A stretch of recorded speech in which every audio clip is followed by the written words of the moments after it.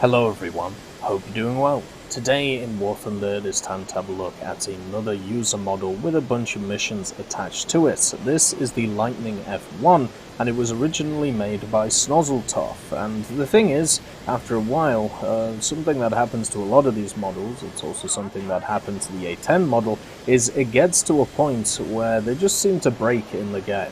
When something changes in the game, and something just goes wrong with the model and therefore they become unplayable. Luckily, we have people like Gentlespie who exist, who was able to create a model fix and FM update for it, and therefore bring it back to us so you can play it. There will be links to both of the pages that you'll need to make sure to get this Lightning working in the description below, and thank you to Snozzeltoff, and also thank you to Gentlespie for making this machine once again work. So the Lightning, if you don't know, is pretty much the first supersonic jet that was put into main production by the British. It is also one of the interesting jets because of the fact that the British kind of just skipped the Mach 1 era when it came to mainland production, and went from, machines which were just about Mach 0.9 or even Mach 0.85, and ended up with a Mach 2.2 jet at high altitudes, which is what the Lightning is. A lot of countries kind of did this, the actual supersonic era really didn't take off apart from a few countries in the form of America and the Soviets, and then eventually other countries like France got involved with some of their main production machines, and of course Britain as well.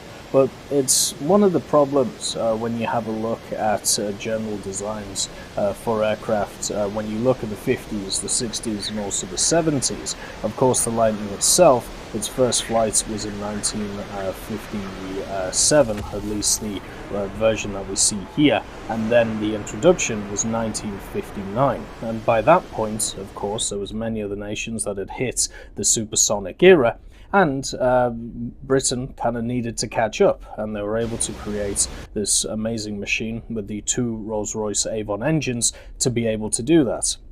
But the main thing is, if you look at top tier, if you look at top tier when it comes to aviation right now, what you have is you have a bunch of aircraft which have finally hit, that area of incredibly fast. We're talking about crazy acceleration on stuff like the Phantoms and also the MiG-21, and now I think we are definitely ready to see something like the Lightning for the British. The fact that there is now two top-tier meta vehicles for Britain is incredibly wonderful for the nation. It's one of the first times since, I would say, the Hunter, not the F6, but the first Hunter was added to the game, and because before that, there wasn't really a top-tier meta vehicle for the British, and then the Hunter came and changed all that, and it became really good for about an update or two. Then the British kind of fell off for a bit because of the fact that the Hunter got changed, and then the F6 comes along with its SRAMs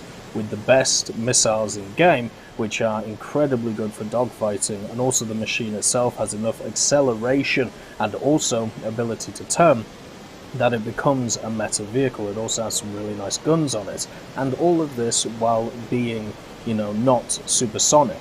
Then of course the British gets their version of the Phantom, which of course is a very good vehicle as well. So Britain top tier is in an insanely good place when we think about the game right now, at least in terms of ground force, at least in terms of airplanes. It's doing pretty well in other areas as well, and if we look at the start of the year compared to now, Britain is incredibly healthy. And so therefore, when I look at a plane like the Lightning, for me, I don't really see the reason to put it in unless you want it for other reasons instead of gameplay issues. If we compare the British Phantom to the Lightning has incredibly limited sets of armament. It has the two 30mm Aidens, of course, and then it can obviously carry the missiles as well. Either the de Havilland Firestreaks, which, if you've played the wonderful Dorito, you'll be used to, or the Hawker Siddeley Red Tops, which is of course a evolution of the Firestreaks. This isn't really a lot of armament, especially when you look at stuff like the Phantoms running around, which are pretty much just armed to the gills when it comes to guns, when it comes to anti missiles, when it comes to when it comes to ground bombs and dumb bombs and all of these things. So the Lightning is definitely suffering in that area. It's also suffering in the fact that it won't turn as well as some of the other planes that are available. And also, the main reason, at least for me, that was keeping it out of the game for the longest time was its crazy acceleration. It still has that ridiculous acceleration. You know, it still exists in the power plants, you know, the two engines. You're talking about nearly 12,500 pounds worth of force going through them on dry, and then with the afterburner, 16,000. So this thing will definitely be able to canter, and the only question is it required? And I think if you look at its statistics, you can definitely make an argument for it not being required. But if you look at its historic actual nature or historic past to it, for me, that is the key to this play. When I look at vehicles in War Thunder, I don't look at them in terms of meta if I want them to be added. If that was the case, then we should take out about 90% of the vehicles in the game, especially if we talk about aerialistic. Attackers, apart from a few of them, such as the AD4, the AM1, should be gone, stricken from the game, because they don't do enough to be able to influence the battle, and can be seen as deadweight. Same with light and medium bombers, get rid of them too, and just leave us with the heavies. When it comes to the fighters, well, you only need a few versions of the BF-109, because those are going to be the meta ones, and you can just cast out the rest. But one of the really nice things about War Thunder is that we have all of these variations. We have all of these different, diverse parts of the game to be able to play. Whether you're interested in naval, whether you're interested in ground or aviation, there's always going to be some interesting ships, or there's going to be something that appeals to you. And when I think about top-tier Britain, one of the things that is missing is obviously a homegrown supersonic jet. And that is where the Lightning comes in. Because it's homegrown, because of the fact that it is British through and through, a lot of people are going to be looking forward to it for that reason. And I understand the counter-argument is, well, it won't be as good as the Phantom in some ways, and maybe it'll be better in others, but, you know, you'll use the Phantom 9 times out of 10 over the Lightning, and that may be the case. But at the same time, that's not the argument that's being made. The argument that is being made is I want to see it because it's a really cool aircraft, and for me, I would love to fly a part of history. Just like seeing the Meteor jets, just like seeing the Griffin Spitfires, to be able to take something out of history and kind of plonk it into the game and enjoy it, because there's no way in hell, or there's no way that me as an individual is ever going to be able to fly a Hurricane. There is one which I think you can actually buy, which is flyable, and it costs about £3,600,000 or dollars or whatever it is. I'm never going to be able to do that. But in a small, limited sense, what I'm able to do in War Thunder is try and at least reenact or play stuff which I have read about, which I have, enjoyed to understand for an incredibly long time. And for me, the Lightning is that for a lot of people, because of its historical significance, because of all of the failed projects between the 50s, the 40s to the 50s, because of the fact that the British went from some of the leaders in jet technology when it came to World War II, and then they took a step back, and then the Lightning was them back onto the map when it came to what was going on. And yes, it's just a machine that is pretty much just designed to be as fast as possible and intercept stuff before it is able to, smash whatever it's going to annihilate. But at the end of the day, sometimes that's just fun. Not everything has to be meta. That's why when we look at stuff like the F-104, I want to see stuff like the F-104, especially the Italian F-104S. Does it have to take over the game? Does it have to blow my socks off?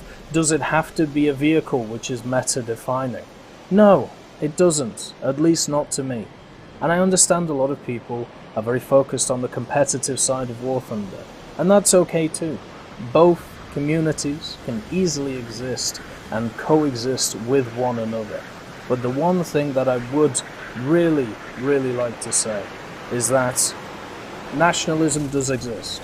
Pride in one's country does, of course, exist. When the Roycats came out of the deadlock, there were many individuals, many South Africans, and also people from other places who came to have a chat and talk about what other vehicles they could see from their countries in other tech trees. And even though I disagree, with the idea of the Roycat being in the British tree, because I would like to see it in like a Commonwealth tree, I think that would be really cool, I still understand why people really like that vehicle, and even if it is in the British tree, they're happy to see it.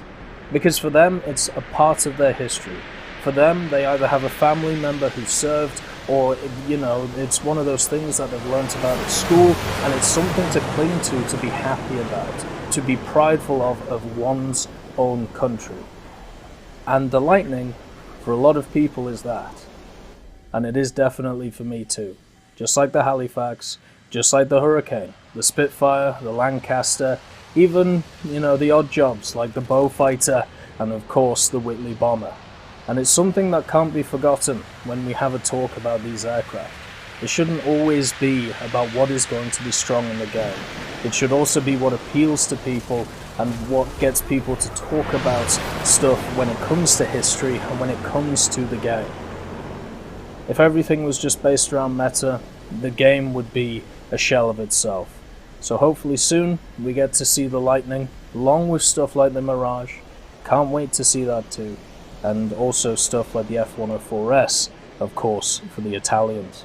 I hope you all have a wonderful day, and I'll see you next time.